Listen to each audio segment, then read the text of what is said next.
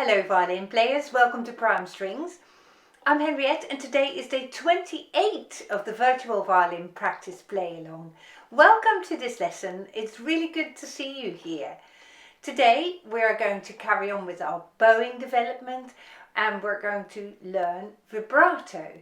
Even if you've already learned how to play vibrato, it might be quite useful from time to time to pick it up from the basics and to check over that you're doing everything correctly. So it's lovely to see you here and we hope that we might be able to develop your vibrato a little bit further. We're going to continue also with our string crossings today, and then we're going to make our improvisations even more intricate. So stay tuned for what's coming because it gets really exciting and very professional today. So let's get all your things together and let's get ready to get started.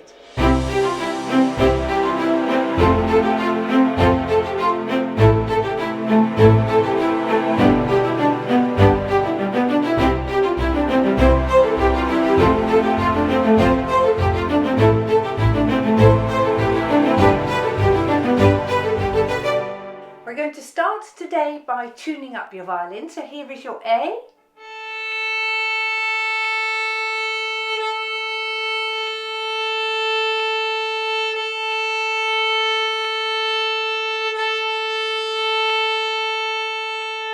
This is your E.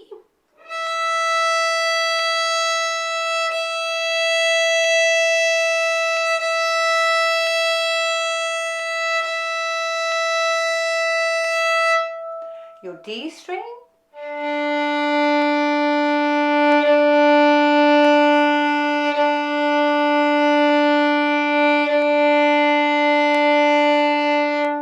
And your G.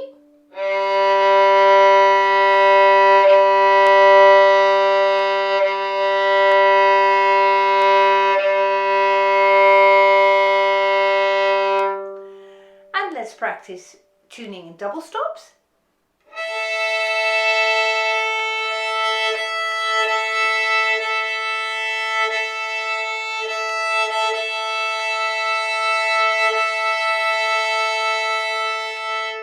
A and D.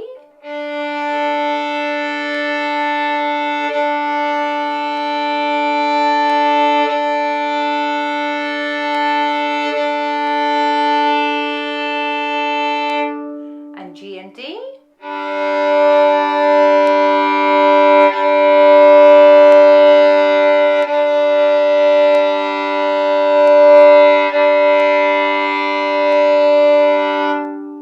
Lovely. Let's start by putting your violin down and just play it with the bow only. As usual, we are going to go over our bow hold again. And you might think, oh dear, are we doing this again? And I can't stress it often enough. A good bow hold takes daily practice. So here we are. Make sure that you check that your thumb and your middle finger are opposite one another. That your middle two fingers are nice and far over the violin. I see this quite a lot, you see. So let's see if this can drop down a little bit more. And your little finger is on the wooden part of the bow and on the side edge. Now we're just going to go and make our wrist flexible at the start of this lesson. So wave it around a little bit and make sure that it's really nice and soft. And we're going to do some more wrist exercises a little bit later when we come to talk about our string crossings, but that is a nice warm up for today. Let's do some windscreen wipers, and really I want you to try and feel that shift in balance of the bow. And you really feel the pressure coming onto your pinky when the bow is sideways. And here you really feel the weight of your bow onto your index finger. And it's this shift in weight that I want you to get more and more aware of as we progress with these lessons. Lovely job. Now, let's see if we can squeeze the bow and release it.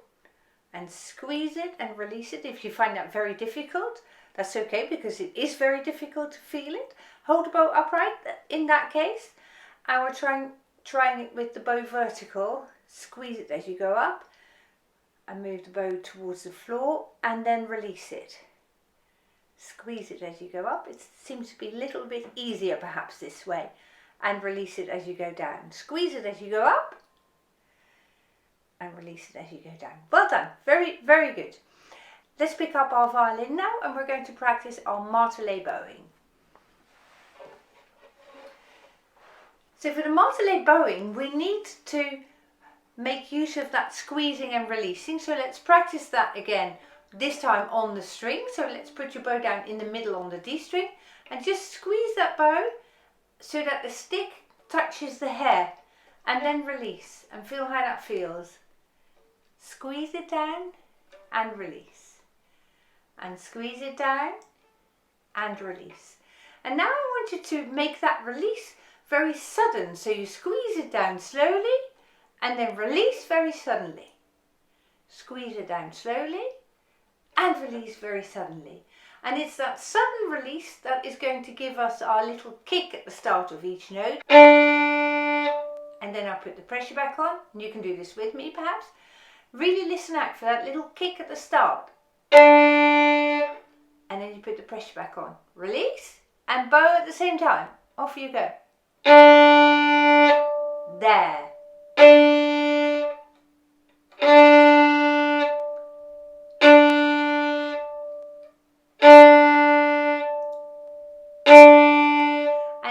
Precise timing of letting go of the pressure on your bow and starting to bow that is going to make for a good martelé bow stroke. So a quick release and timing it just right so that you start to bow just at that time. So let's do that again, shall we? Push the bow down, so press the stick down onto the hair, and now can you release it very suddenly and then stop bowing at the same time, and off we go. Put the pressure back on. Same thing now the other way. So suddenly release the pressure and off you go. And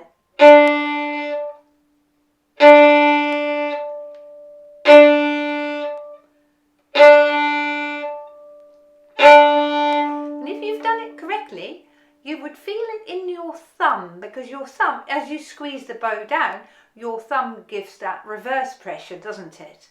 So let's see if we can feel your thumb. Do it one more time. And release.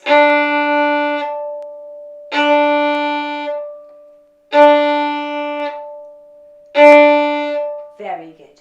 And it's that regular coming back to this martelé bowing that is going to develop it in the long term, and we want to keep coming back to it to make it even more perfect than maybe when we first started it last week or the week before. I can't quite remember.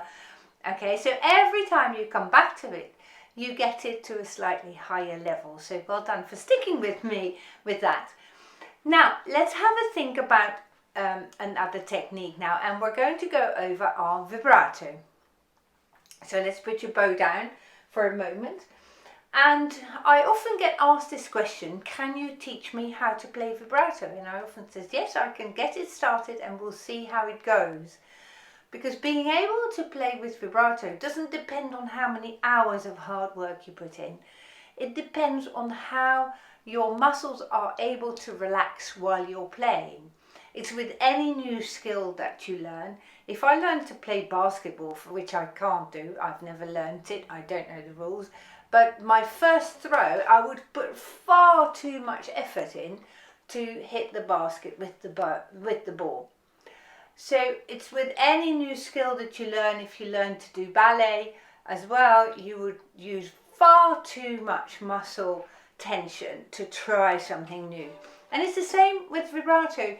It will start to come when your muscles are relaxed enough while you're playing. So whilst some people can do it straight away because they may naturally be less tense in their muscle tone, other people will take 6 weeks or even 3 months. And there are even people, when I think they're ready to play vibrato, it doesn't come, and we'll just delay it by 6 months and then try again. So whether you're going to be successful at vibrato doesn't really depend on how hard you work, and I want you to take that in, take it from me, and accept it if that is you, if that is the case. If your natural muscle tone isn't relaxed enough, you can forget about the vibrato, and you've got to try it again at a later stage when you've done more violin playing and you can naturally do it in a more relaxed state. So let's give it a go, shall we? Now we start by playing vibrato. I'm starting on the A string always because I think that is the easiest, because your elbow needs to be straight underneath the violin. And I want you to find any finger, place it on the A string and just gently start sliding up and down. And you can see that I'm holding the violin here because I don't want to put much pressure on my hand to hold the violin up and then slide at the same time. So I'm just holding the violin and I'm very gently sliding up and down.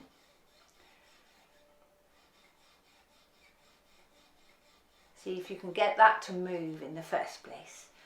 And then you've made a good step ahead with the vibrato if you can do that. Now let's change fingers. Do the same thing, just gently, trying not to force it, but be loose enough with your finger on the string so you can slide. Change fingers.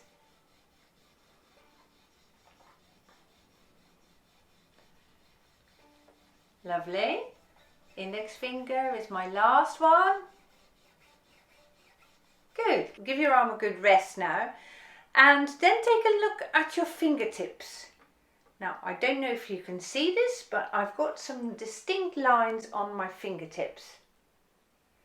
And that is what I'm looking for, because I want to stay in the same track, as it were, on my fingertip when I play vibrato.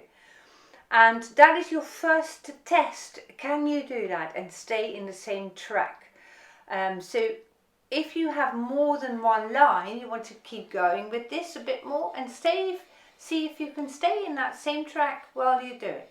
If your finger is just wobbling across the strings, it's not really going to work. Okay, so let's practice it again, or you might even just shake your arm out first of all, because it is quite hard work, vibrato. People are always surprised and say, golly, I didn't know it was that hard work, vibrato. So gently does it at this stage. Slide up and down like that until you find that nice track in your fingertips. And you might try a different finger again. Very good. Try a different finger again. There we go. And your last one.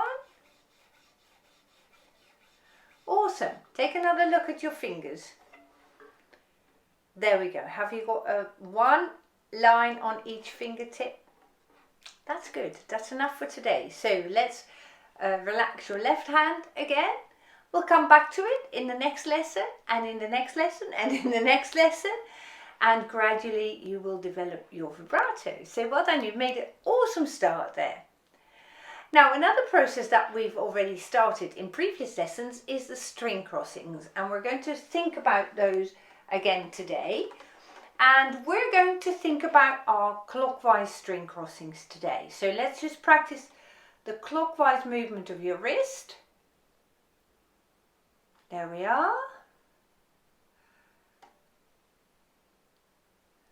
Make it really supple.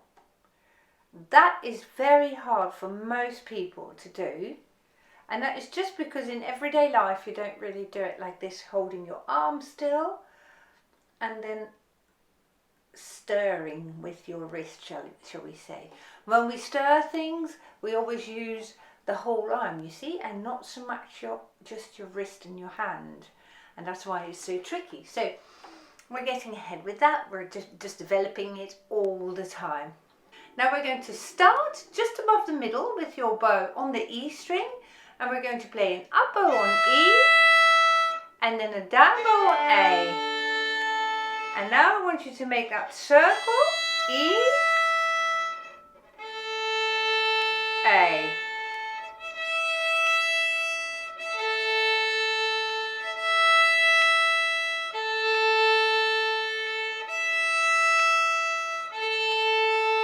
Well done. Take a look at your hand again, and you want to see that you're making this nice clockwise circle like that with your hand. And you might even try it without playing like that and without your bow. Do it with me. There we are. So let's play it with the bow again. So let's start just above the middle, and we're going to play up bow on the E string. Now take a look at your right hand. Your hand comes up and goes to the right and goes down on E.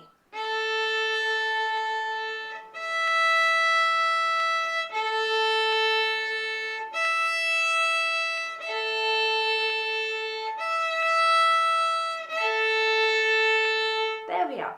And as I've said to you in previous lessons, please don't worry about other sounds that you don't mean to play, because we're not hearing how we're using that on the strings so much. We're just first developing that movement. So I'm not fussed at all about other sounds, and neither am I very fussed about whether the bow is tilting or not. Okay, so we're practicing it one more time, and we're just concerning ourselves with the shape of our hand movement. So let's start just above the middle on the E string, and off we go. Now turn your hand clockwise. There we go.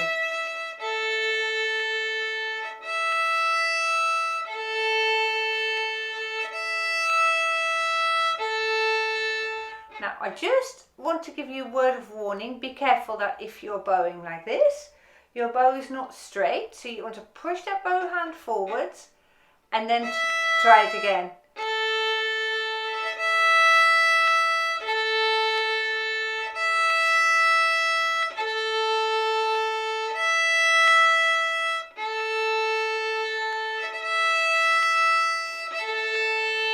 There we are, very good.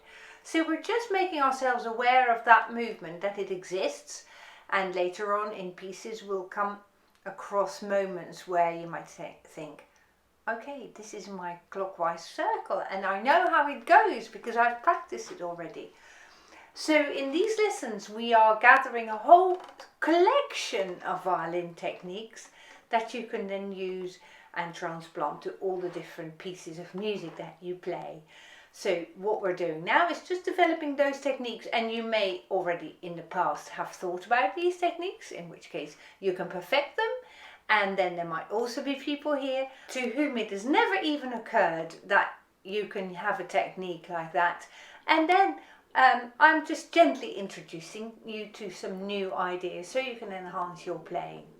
Now today, because we're going to use this in our improvisation, we're going to play the D major scale, because we just want to refresh our memory on which notes they are again, and the D major arpeggio will follow shortly as well. But we're also going to combine this with our modulate bow stroke, and the bow stroke that we're going to use is this.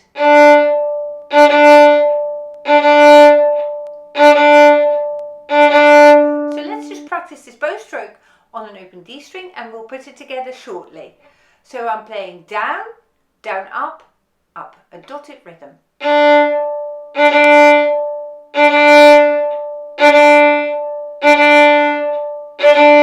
Now how is this a modulate bow stroke?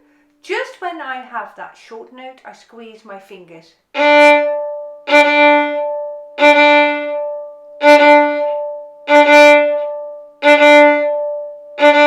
There we are.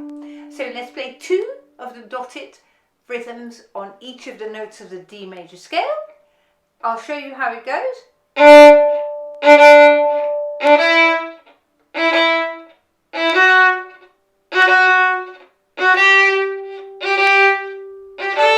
And so on. So, I'm hoping you're still with me. Let's start, shall we? After 4. 1 and 2 and 3 and 4 and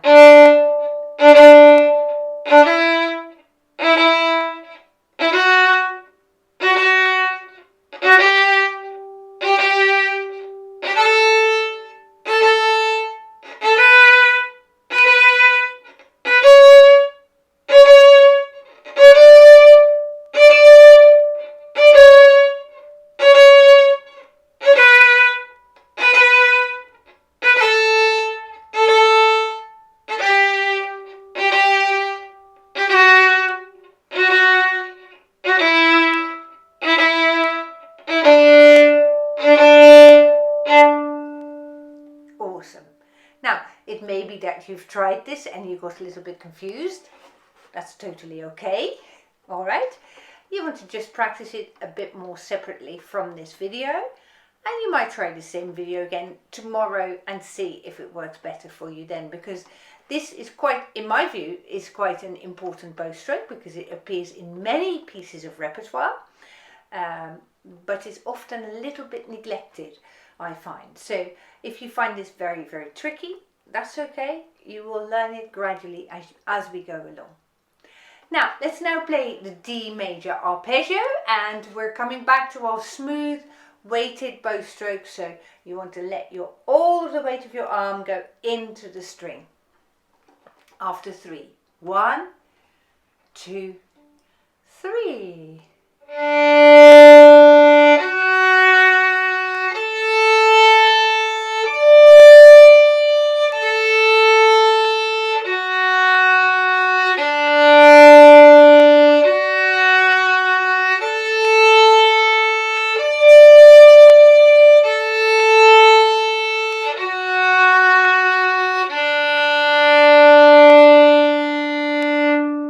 Lovely job.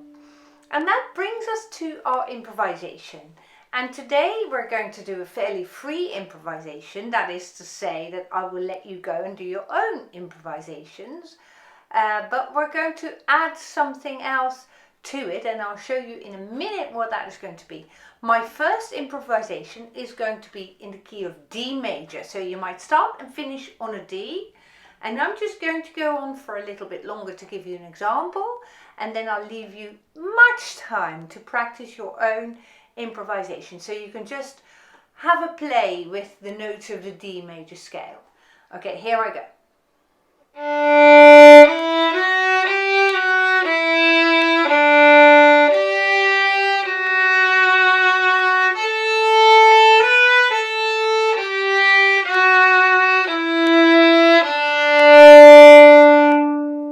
Your go.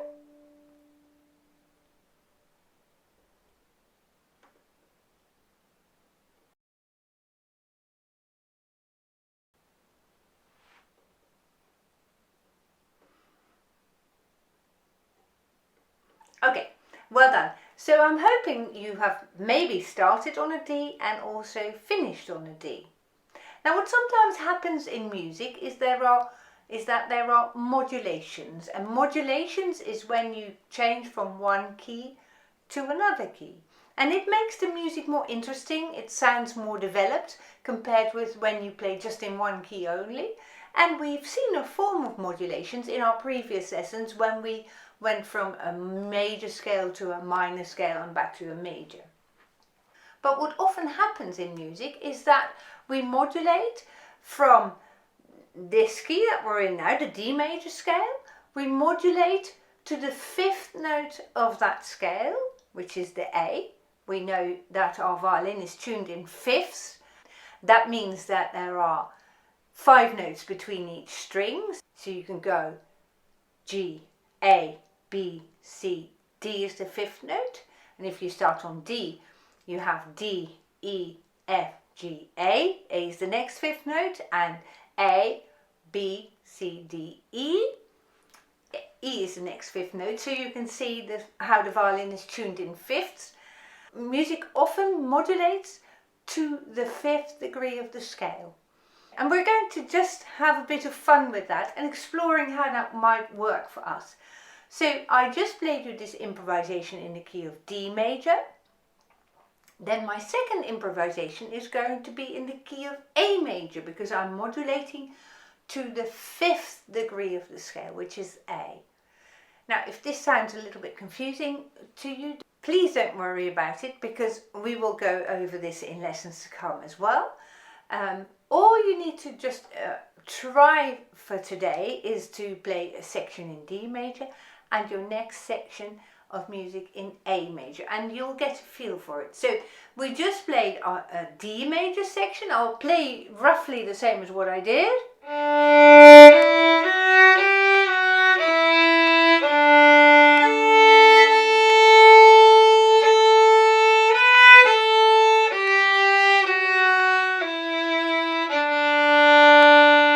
So that was, I can't remember exactly, but it was somewhat like my first one.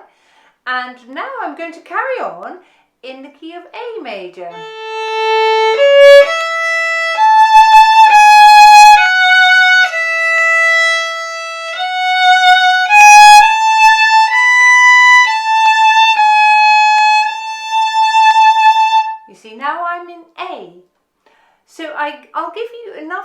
time just to play a section in D first in your own improvisation, and then experiment with going to A using the notes of A major.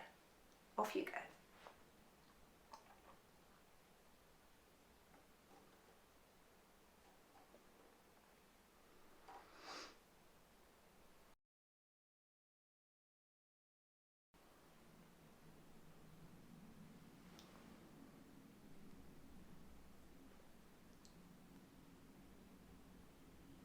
Well done, really well done if you managed to do that.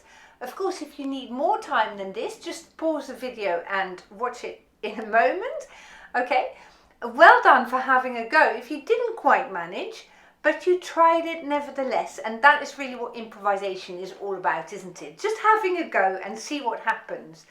So let's now modulate back from the key of A major to the key of D major. And what that means is in my playing, I'm going to start thinking I'm playing an A major scale and using all those notes.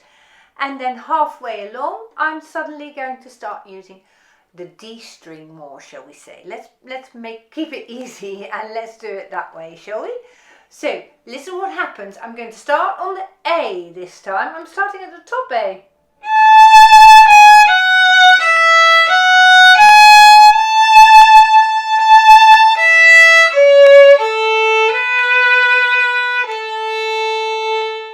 And now I'm going to go into D. So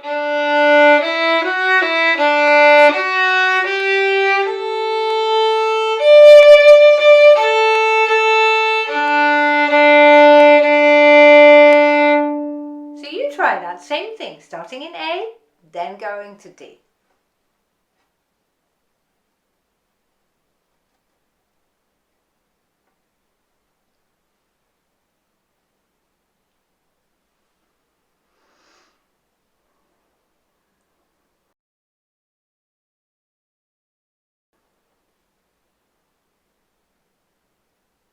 Super work. And now it is getting very exciting because you now have to constantly think, which key am I playing in? Am I playing around with the scale of D, or am I now playing around with the A scale? So let's do one more, and it gives you one more opportunity, and then we'll take it a little bit further in day 29. Okay, so here's our final one. I'm starting in the key of D major, then I'm going to go to A, and then I'm coming back to D.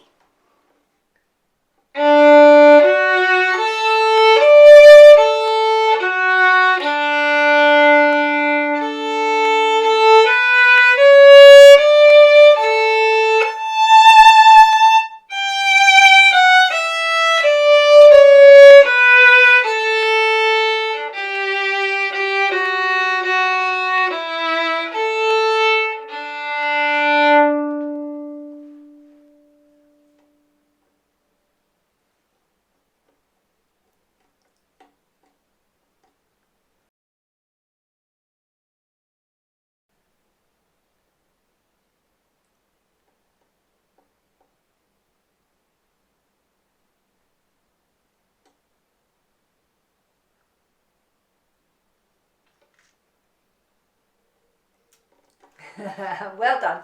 And now I am, of course, incredibly curious how you got on with that. So feel free to write a little note in the comment section below so that we can all see how you got on. And it's absolutely fine if you write, today was not my day, I'll try again tomorrow. And it's also perfectly fine if you write, yes, I've got it. It's actually much easier than I thought. So let me know your thoughts. I can't wait to hear how that worked for you. So we're going to build on this idea in day 29. So I'm looking forward to seeing you again then. Goodbye.